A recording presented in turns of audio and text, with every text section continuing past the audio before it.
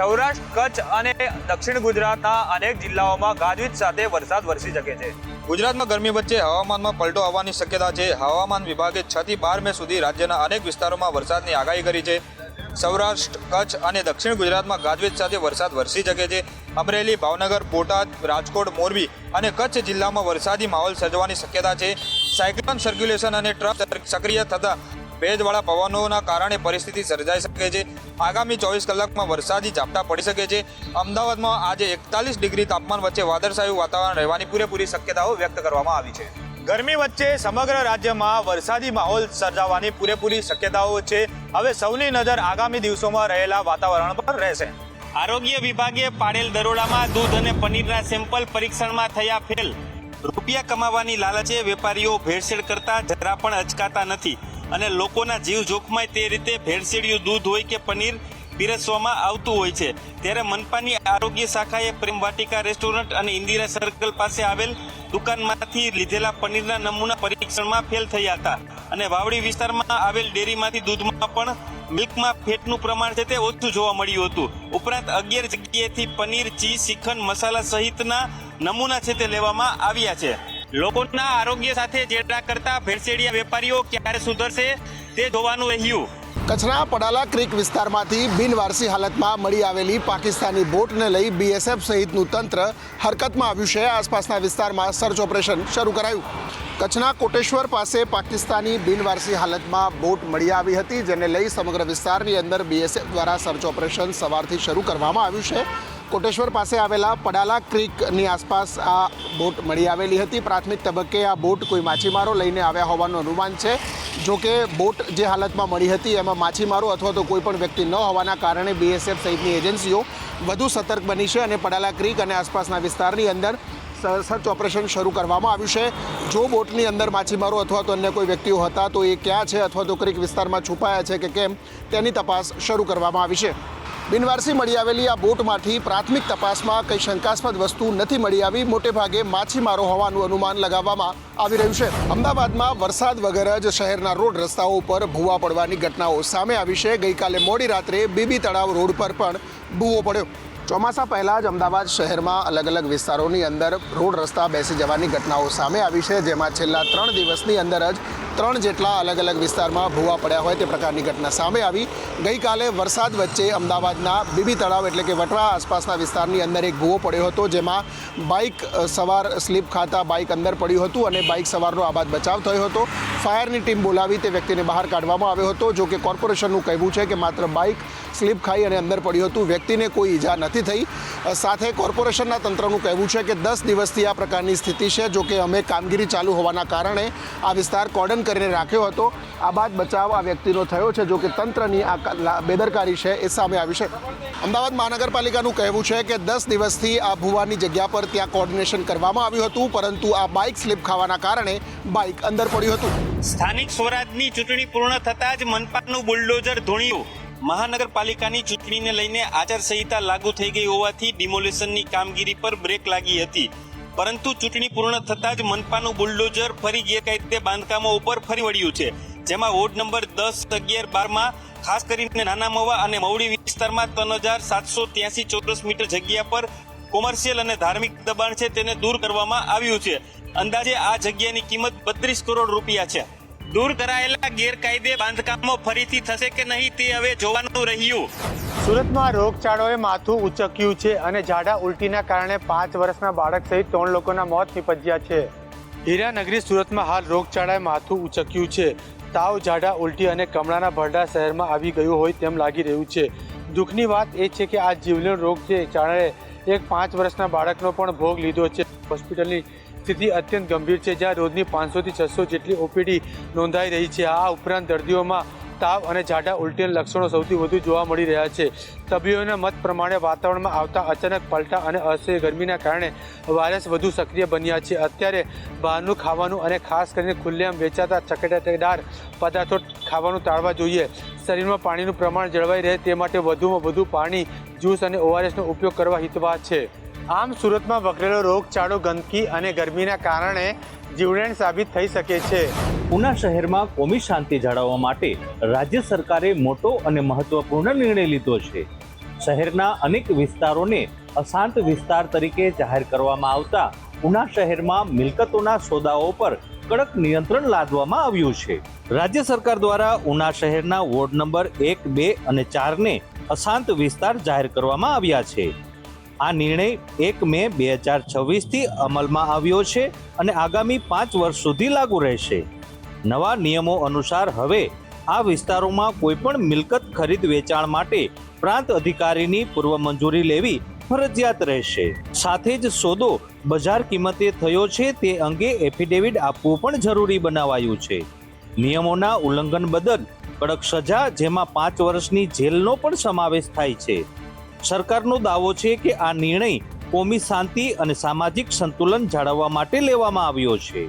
આ નવા નિયમથી ઉના શહેરમાં મિલકતોના સોદા વધુ પારદર્શક બનશે તેવી અપેક્ષા છે, પરંતુ તેની અસર સ્થાનિક લોકો અને બજારમાં કેવી પડે છે તે જોવું મહત્વનું બની રહ્યું છે. પ્રધાનમંત્રી નરેન્દ્ર મોદી આગામી 11મી મેના રોજ વડોદરા પધારનાર છે, જેને લઈને તંત્ર હાલ તૈયારીઓમાં લાગ્યું છે. ગુજરાત, પશ્ચિમ બંગાળ સહિતના રાજ્યોમાં ભાજપે ભવ્ય સફળતા મેળવી છે. ત્યારબાદ પહેલીવાર પ્રધાનમંત્રી નરેન્દ્ર મોદી પોતાના વતન ગુજરાતમાં આવી રહ્યા છે. પ્રધાનમંત્રી આગામી 11મી મેના રોજ વડોદરા ખાતે નિર્માણ થયેલ મધ્ય ગુજરાત સરદાર ધામ સંકુલનો શિલાન્યાસ કરવાના છે. તે અગાઉ તેઓનો રોડ શો યોજાશે. આ રોડ શોને ગદા સર્કલથી એરપોર્ટ સુધી યોજાવાનો છે, જેને લઈને તંત્ર દ્વારા તૈયારીઓ શરૂ કરી દેવાઈ છે.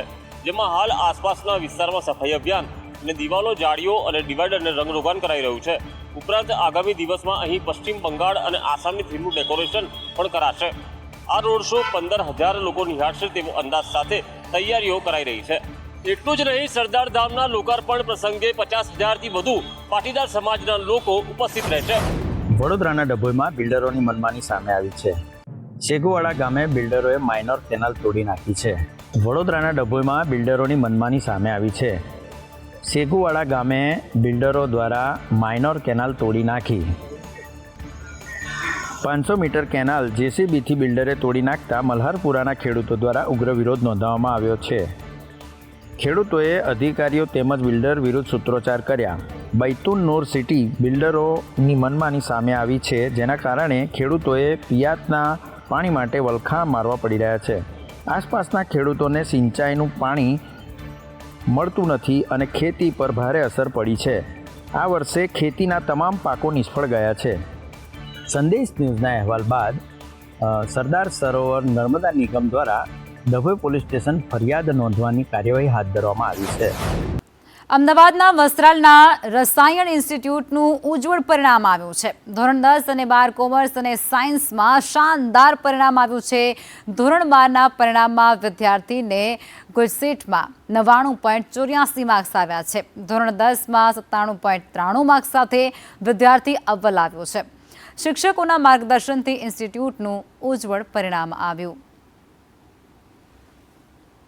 અમારી રસાયણ ઇન્સ્ટિટ્યૂટ સંસ્થા એ છેલ્લા 20 વર્ષથી મણિનગરમાં કાર્યરત છે અને અત્યારે એની ટોટલ 4 અલગ અલગ વિસ્તારમાં બ્રાન્ચીસ છે. CTM અહીંયા વસ્ત્રાલ અને ન્યૂ વસ્ત્રાલમાં, જ્યાં વિદ્યાર્થીઓનો ખૂબ સારો પ્રતિસાદ અમને મળેલો છે અને છેલ્લા ઘણા વર્ષોમાં ધોરણ 10, 12 કોમર્સ અને 12 સાયન્સમાં ખૂબ જ ઊંચું અને સારું ઉત્કૃષ્ટ પરિણામ અમારી સંસ્થા દ્વારા, જેમાં ખાસ કરીને વિદ્યાર્થીઓની મહેનત દ્વારા અમને ફળશ્રુત રૂપે મળેલ છે.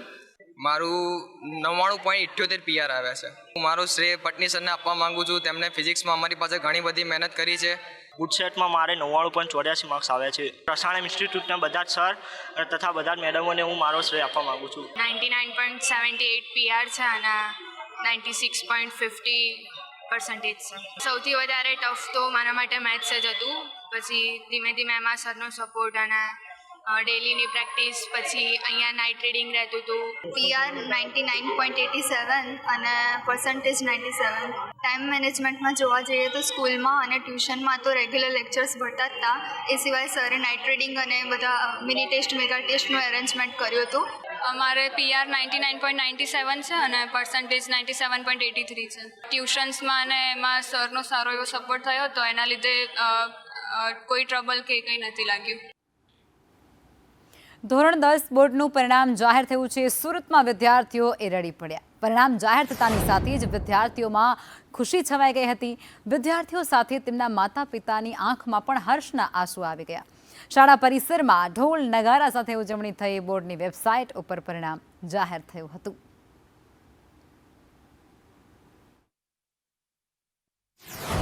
ધોરણ 10નું રિઝલ્ટ જાહેર થઈ ગયું છે અને આ વિદ્યાર્થીઓએ આ વખતે બાજી મારી છે. તે વિદ્યાર્થીઓનું અત્યારે મોં મીઠું કરાવીને અત્યારે જે કહેવાય કે શુભેચ્છા આપવામાં આવી રહી છે. ખાસ વાત કરીએ તો પરિવાર તરફથી, માતા પિતા તરફથી જે શુભેચ્છા પાઠવવામાં આવી રહી છે, કારણ કે હવે તેનું ભવિષ્યનું નિર્માણ થશે. ત્યારે દીકરા સાથે વાત કરીશું. બેટા, કેટલા ટકા આવ્યા છે અને કઈ રીતના મહેનત કરી હતી?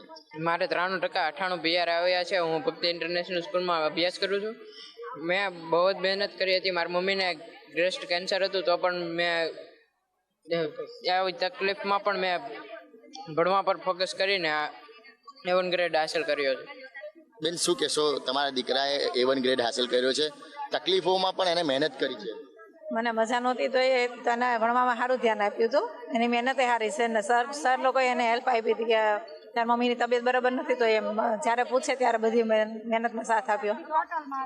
શું કહેશો ભાઈ, દીકરાએ A1 કર્યું છે, ટોપ કર્યું છે? છોકરાએ મહેનત સારી કરી છે અને એમની મમ્મીને મજા નહોતી તો પણ સવારે વહેલો જાગીને સારો અભ્યાસ કરવામાં ધ્યાન આપ્યું છે. એ બદલ સારો A1 ગ્રેડ પ્રાપ્ત કર્યો છે. બિલકુલ. તો જે કહેવાય કે પરિસ્થિતિ ખરાબ હતી, તેમ છતાં પણ દીકરાએ મહેનત કરવાનું નહીં છોડ્યું હતું અને આખરે તેની મહેનત છે તે રંગ લાવી છે અને હવે તેના ભવિષ્યનું નિર્માણ થવા જઈ રહ્યું છે. એટલે સુરત શહેરના અંદર ધોરણ 10નું પરિણામ જાહેર થઈ ગયું છે. ત્યારે કેટલાક વિદ્યાર્થીઓ છે ટોપની બાજી મારી છે, તે ખુશીની લહેર છે તે જોવા મળી રહી છે. કેમેરા પર્સન અજીત પટેલ સાથે મનીષ પરમાર, સંદેશ ન્યૂઝ, સુરત. રાત્રે લેટ સુધી જાગતી અને સવારે વહેલા ઉઠીને વાંચતી. આ બતાવો કેટલી મહેનત કરી, કેટલા ટકા આવ્યા હતા? 90% છે અને રાત મહેનત કરી. આ બતાવો કેટલી મહેનત કરી? 90% ને રાત દિવસ એમ તો મહેનત કરી. આગળ સાયન્સ લીધું છે, ડોક્ટર બનશું. બેટા, તમે બતાવો કેટલી મહેનત કરી, કેટલા ટકા આવ્યા છે? 95.3% છે અને દિવસ ને રાત એક કર્યા છે અને બહુ જ મહેનત કરી. બેટા, આ બતાવો કેટલા ટકા આવ્યા, કઈ રીતના મહેનત હતી તમારી આખા વર્ષ દરમિયાન? 73% આવ્યા છે અને ટ્યુશનમાં પણ મહેનત હતી, ઘરે પણ. આ બતાવો બેટા, કેટલા ટકા આવ્યા? 90.47 A2. આ બતાવો બેટા, કેટલા ટકા આવ્યા, કેટલી મહેનત કરી? મારે 80% આવ્યા છે અને મેં રાત દિવસ મહેનત કરી છે. સાયન્સ લીધું છે મેં. 93.66. બહુ જ હું ખુશ છું. કઈ રીતના મહેનત કરતા હતા? અમારે દર વખતે રાઉન્ડ ટેસ્ટ લેવાતી, એમાં પણ બહુ ભૂલ દેખાડી હતી. અમને બહુ તૈયારી કરાવતા. ખાસ 91% આવ્યા છે અને સર ટીચરની મદદથી આવ્યું છે મારે. નહીતર 84 હતા લાસ્ટ, પછી 91 સર ટીચરની વજહ સે આવ્યા છે મારા. કેટલા ટકા આવ્યા અને કઈ રીતે મહેનત કરી હતી? 98.66% આવ્યા છે અને ખૂબ જ મારી મહેનતની સાથે મારા માતા પિતાનો સપોર્ટ અને શાળાની પણ ખૂબ જ મહેનત હતી. કઈ રીતે મહેનત કરતા હતા આખો વર્ષ દરમિયાન? આખા વર્ષ દરમિયાન વીકલી ટેસ્ટની સાથે DR અને રિવિઝન ટેસ્ટનો પણ ખૂબ મોટો ફાળો રહ્યો છે. 94.67% છે અને મારા શિક્ષકોની, મારા પરિવારની ઘણી મહેનત રહી છે. ડેઈલી વીકલી ટેસ્ટ લેવાતી હતી અને સાથે DR, સંધ્યા શાળા, અમારી શાળા તરફથી ઘણો સપોર્ટ હતો, એટલે અમે અત્યારે અહીંયા સુધી પહોંચી શક્યા છીએ. તો thank you so much Ashadeep school. 91.67% આવ્યા છે અને મહેનત તો બહુ કરી હતી અને સર મેમના સપોર્ટથી. પછી હવે આગળ શું કરશો? આગળ હવે સાયન્સ લીધું છે અને બાયોલોજીમાં આગળ વધવાનું છે. કેટલા ટકા આવ્યા છે, કઈ રીતે મહેનત? 91. બહુ મહેનત કરી હતી અને સારા પરિણામ પણ આવ્યું છે. કઈ રીતે મહેનત કરી હતી? દિવસ રાત જાગીને કરી હતી. પહેલેથી ધ્યાન આપ્યું તું, જ્યારે નિષ્ફળતા મળી ત્યારે પણ ભૂકી નહોતી અને બહુ મહેનત કરી ત્યારે આ પરિણામ આવ્યું.